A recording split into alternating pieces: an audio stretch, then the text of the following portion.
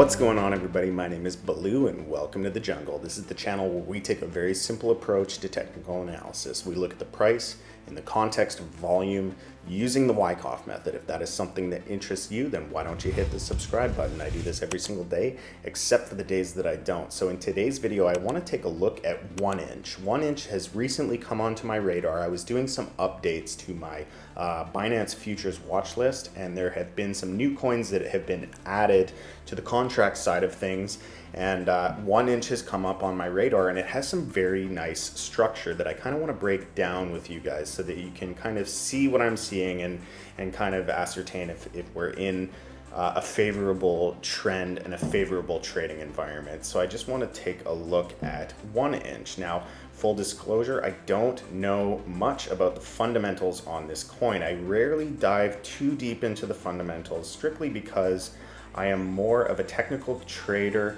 I have found a lot of success just focusing on technicals, and you know, when you find a strategy that works for you, it's important for you to stick to it. Now, I'm going to kind of go through some of the things that I'm seeing here from the perspective of Wyckoff, but also just the perspective of trend analysis and keeping your analysis really, really simple, focusing on the price structure, and you know, trend is your friend until it ends. So I'll show you how to properly identify trends. So first and foremost, I just want to make note of the seller's climax here. So I'm going to mark down the seller's climax right here. Seller's climax. And then there is a rally. This is in Wyckoff known as the automatic rally. So we reach a floor and we rally off of that floor. Seller's climax, automatic rally. And then from that point, we have our secondary test. So I'll just make note of that.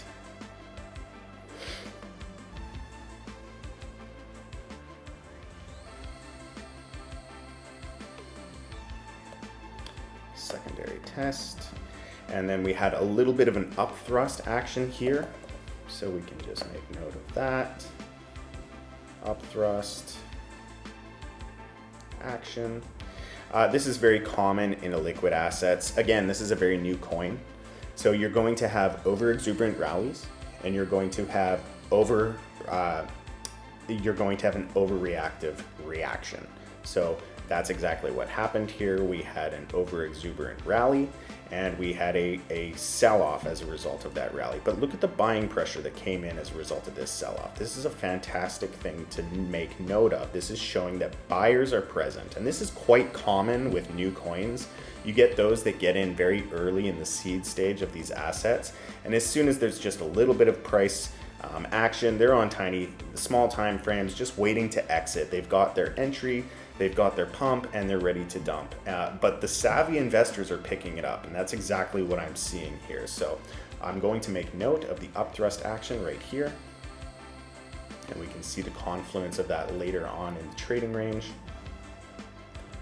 It's not like a primary part of the trading range, so I just want to make it a different color that's just a little less noticeable. But we do come back with this kind of spring action here. I'm not going to call it a spring. I'm just going to say that there's a lot of buying coming in here, and then we had a test of the resistance down here, another test. There's a ton of testing going on right here, so I'm going to make note of that. Just going to bring a line. We'll call that a last point of support. Let's go right down to the line of the secondary test. We'll call that our LPS, last point of support. So at this point, if you were very bullish and wanted to keep a tight stop loss, you could leave your stop loss down below this, because this is theoretically the last point of support. So the last point of support is exactly what it's saying. It is the last point at which support is present. So a break of this trend would change the structure. So you should theoretically be safe to have your stop loss below this level. If you were interested in holding onto the asset longer, you would want to make sure that your stop loss is below the level of the seller's climax. So very good price structure thus far. We had our nice breakout, sign of strength. So sign of strength is indicating that there is strength in the asset. Supply is becoming limited. we have a lot of supply that is being absorbed, and then the sellers are not selling. So strong sign of strength here onto our backup phase. The backup, look at this, beautiful. We have 1, 2, 3 springs here. This is really good to see. I love this structure. This is really, really nice. So we got a nice spring here, beautiful, check mark. And then we've been off to the races ever since. So does that mean go in and buy? No, it doesn't. You know, you want it. We're going to probably continue this kind of stair-stepping structure. So the area of interest for me as far as a retest right now is probably here at the climax of the sign of strength. So I'm going to say that this is support right here. I'll make that yellow just to keep up with the theme of what's going on here. So we might very well get the same sort of thing that we saw back here. So here's another sign of strength. So this is the trend being built. So we had a sign of strength and we had a retracement back down to the automatic rally level. So here we would like to see our sign of strength, which we have, and we may get a test down on the support, and it may look very much like this. So I don't typically just set buy orders down at support levels unless I know I'm not really going to be paying attention and I'm very bullish on the asset. But for me on this one, I think I would want to manually enter this one. So what I would be looking for is I would be looking for a test down with maybe it pierces through and a test of that level again. So keep your eyes open for something like this. Oops. Keep your eyes open for something like this. You know, the trend is going to give you clues as far as what we're seeing. So we have a lot of these buying actions occurring. So keep your eye open for this. If we get a confirmation, if we touch this level and it gets instantly bought and prints this type of candle where we have a long wick on the bottom, I would buy that next candle. That would be me. Again, this is not financial advice. You do you, and you know how to limit your own risk, but you know, the trend is your friend, and that's what we are seeing here. So let's take a look at this from another angle as well. Let's go ahead and draw a parallel channel here.